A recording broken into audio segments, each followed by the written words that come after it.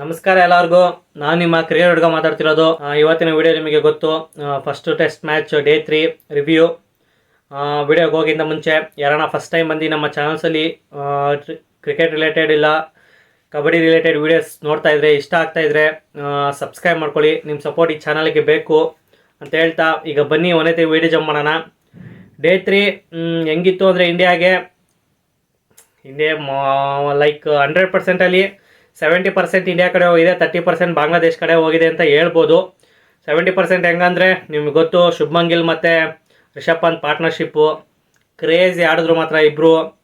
ರಿಷಬ್ ಪಂತು ಏನು ಗುರು, ರಿಷಬ್ ಪಂತು ಲೈಕ್ ನಿನ್ನೆ ಡೇ 2 ಅಲ್ಲಿ ಫಿನಿಶ್ ಆದಾಗ 20 ರನ್ ಶಾರ್ಟೇಜ್ ಇದ್ರು ಶುಭ್ಮನ್ ಗಿಲ್ಗೆ. ಲೈಕ್ ಅವ್ರದ್ದು 33 ರನ್ ನೋಡಿದ್ರು, ರಿಷಬ್ ಪಂತ್ ಅವ್ರು 12 ರನ್ ನೋಡಿದ್ರು.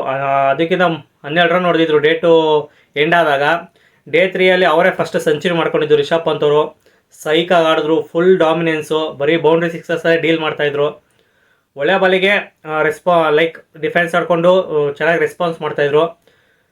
ಮಾತ್ರ ಸೈಕಾಗಿ ಆಡಿದ್ರು ಅಂತ ಹೇಳ್ಬೋದು. 109 ರನ್ ನೋಡಿದ್ರು ಸೈಕಾಗಿ, ಆಮೇಲೆ ಔಟ್ ಆದರು. ಅದಾದಮೇಲೆ ನಿಮಗೆ ಇನ್ನೊಂದು ಕಡೆ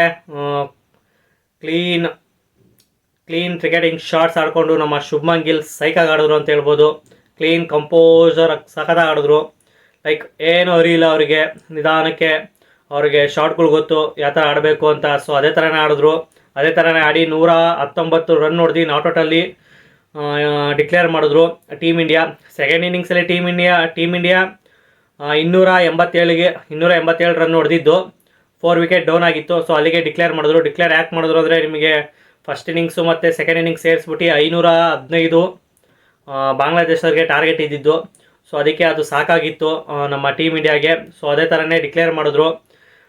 ಲೈಕ್ ಯಾವಾಗ ಡಿಕ್ಲೇರ್ ಮಾಡಿದ್ರು ಅಂದರೆ ಲಂಚ್ ಆಗಿ ಸೆಕೆಂಡ್ ಸೆಷನ್ನಲ್ಲಿ ಲೈಕ್ ಒಂದು 20 ಓವರ್ಸ್ ಆಡಿದ್ರು ಟೀಮ್ ಇಂಡಿಯಾ. ಅದಾದಮೇಲೆ ಡಿಕ್ಲೇರ್ ಮಾಡಿದ್ರು. ಇನ್ನು ಒಂದು ಅರೌಂಡ್ 40 ಓವರ್ಸ್ ಏನೋ ನಮ್ಮ ಬಾಂಗ್ಲಾದೇಶ್ ಬ್ಯಾಟಿಂಗ್ ಆಡಬೇಕಿತ್ತು. ಸೊ ಅದೇ ಥರನೇ ಬಾಂಗ್ಲಾದೇಶವರು ಬ್ಯಾಟಿಂಗಿಗೆ ಬಂದರು.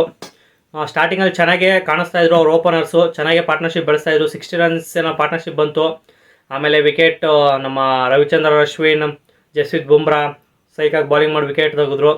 ಈಗ ಬಾಂಗ್ಲಾದೇಶವ್ರಿಗೆ ಕಷ್ಟ ಇರುತ್ತೆ ಡೇ 4 ಯಾಕಂದರೆ ಈಗಲೇ 4 ವಿಕೆಟ್ ಹೊರಟೋಗಿದೆ. ಈಗ ಅವ್ರಿಗೆ 356 ರನ್ ಹೊಡಿಬೇಕು ವಿನ್ ಆಗಬೇಕು ಅಂದರೆ. ಇಂಡಿಯಾಗೆ ವಿನ್ ಆಗಬೇಕಂದ್ರೆ 6 ವಿಕೆಟು ತೆಗಿಬೇಕು. ಸೊ ನಾಳೆ ಈಸಿ ಇರುತ್ತೆ ಅಂದ್ಕೊಂಡಿದ್ದೀನಿ ಇಂಡಿಯಾಗೆ, ಯಾಕಂದರೆ ನಿಮಗೆ ನ್ಯೂ ಬಾಲ್ ಕೊಡ್ತಾರೆ. ಸೊ ಇನ್ನೂ ಈಸಿ ಆಗುತ್ತೆ ಟೀಮ್ ಇಂಡಿಯಾಗೆ. ನೋಡೋಣ ಏನು ಮಾಡ್ತಾರೆ. ನನ್ನ ಪ್ರಕಾರ ಕಷ್ಟ ಇದೆ ಬಾಂಗ್ಲಾದೇಶ ಅವ್ರಿಗೆ.